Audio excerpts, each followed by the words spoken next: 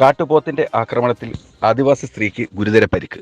അഗസ്ത്യവനത്തിലെ കോട്ടൂർ പൊത്തോട് കാണി സെറ്റിൽമെന്റിൽ താമസിക്കുന്ന പരപ്പി എന്ന ആദിവാസി സ്ത്രീയാണ് കാട്ടുപോത്തിന്റെ ആക്രമണത്തിൽ പരിക്കേറ്റത്. വിറക് ശേഖരിക്കാൻ പോകവെയാണ് കാട്ടുപോത്ത് ആക്രമിച്ചത്. മാരകമായി പരിക്കേറ്റ പരപ്പിയെ തിരുവനന്തപുരം മെഡിക്കൽ കോളേജ് ആശുപത്രിയിലേക്ക് കൊണ്ടുപോയിരിക്കുകയാണ്.